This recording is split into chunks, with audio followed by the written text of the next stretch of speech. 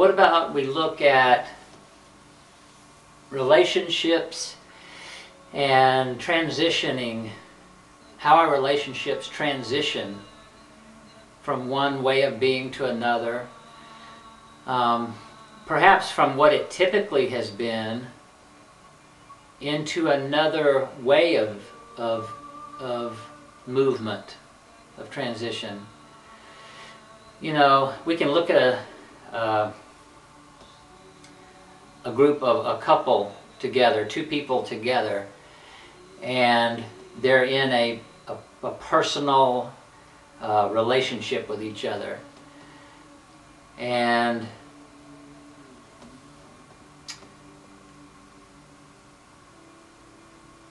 in their process of evolution and each having their own experience and life situations go on within the relationship, then they've come together as partners, as lovers, as husband-wife, as wife-wife, husband-husband, whatever the situation is, and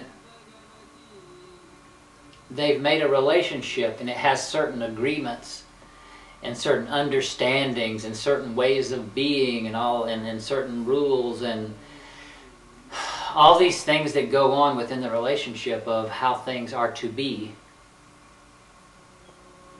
And one of the partners maybe has a shift and a change or an awareness about something. Perhaps it's about their purpose or their mission, or that they want to experience something else in their life, a different job, a different place of living, a different way. Perhaps they even want the relationship to look like and act like and be like. And maybe this person isn't wanting that same shift and change. This is where relationships transition and have a beautiful opportunity to learn and grow and move into a new way, a new space of being with each other. And all it really takes is opening up to a conversation, opening up to a communication about what's going on. And this is where each of us can sit down, you know, with the pair group here, sit down and talk about what you're wanting now in life and what you're seeing things and how you're seeing it, what you want to experience. Open, clear, direct communication about what's going on. Because just because the two came together on day one here, and then over the course of a very short amount of time, typically, a lot of rules and regulations start coming in about how we're going to be together and what we're going to call it. The minute we call something something, it starts becoming that. And it starts acting like that. And then it joins in with the other human beings that are in that same agreement that act and be that way. Like an example is a typical husband-wife marriage, where once you do that and you call it a marriage and you call it husband and wife, then the norm is that you start vibrating like, being like, doing things like the rest of married couples. Because it's a vibration, and you join into that circle, that way of being like other married couples. And you start doing actions and behaviors and activities in life like that, and you're in a web, whether you know it or not, of a certain way of being. Single people have the same thing going on. They join the single people realm, and they circulate and navigate like single people, and they act a lot of the same ways. They go to a lot of the same places. They have similar extracurricular activities and stuff. It's just really interesting to watch sometimes single people do their dance, and then they get married, and then they start doing the married dance, and all their single friends never see them anymore. It's because really energetically they've joined another circle, and it takes quite a bit of effort to continue having your single relationships while in your married circle. It's quite a dance, and it can take some energy. So once we decide we have a certain way of being, and one or the other want to do some shifts and changes about it, it can cause disruption and interruption in the pattern that you've set forward.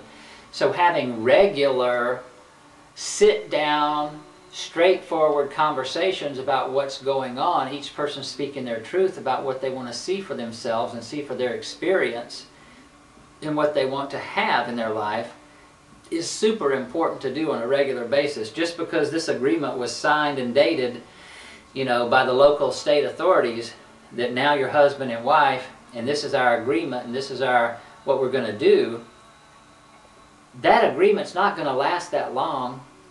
I mean, it might be in place right here, but if you try to take this agreement through long extended periods of time, somebody's going to feel out of harmony.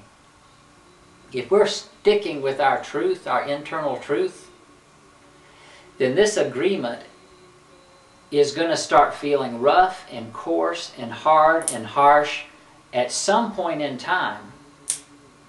And it might be very challenging, actually, to make this last if we don't become flexible and have conversation and move along the way as we transition. We can always shift and change things and make them into something new.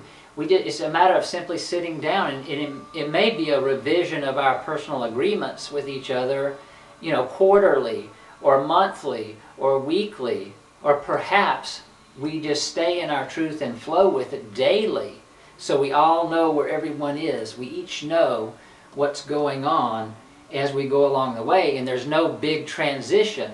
We live a transition. We live a flow of life.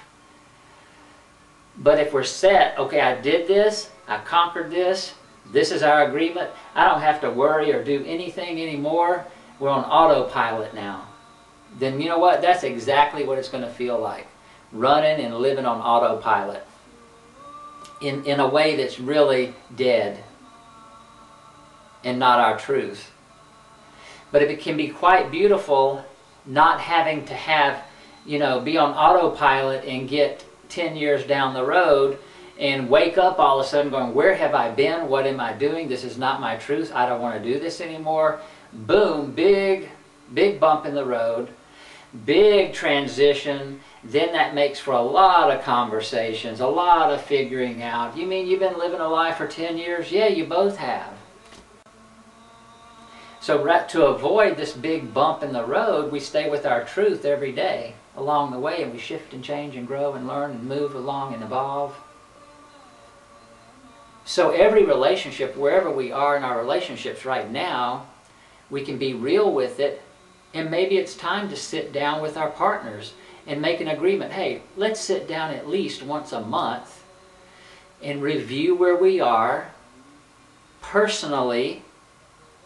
We'll review what we want to do. We keep in integrity with our life purpose and our life path and our life mission. And speak that. You know, right now I think I need to go over here. I'm really drawn to go over here and work over here and experience this. And I know we've been counting on my work in this aspect of our life, but I'm personally needing to go over here now. So how can we stay in relation and me go over and do this work without it affecting so much? Or I'm really needing to experience this time over here in this situation. How can we make that happen? So it's about having a conversation about each of our goals and our visions and our purpose monthly, weekly, regularly, so that we're all tuned in to what's going on. There's no surprises, and we can make transitions forever. You know, even a lover, a husband, a wife may need to transition into a different type of relationship even. So in this next part, let's look at how that might occur.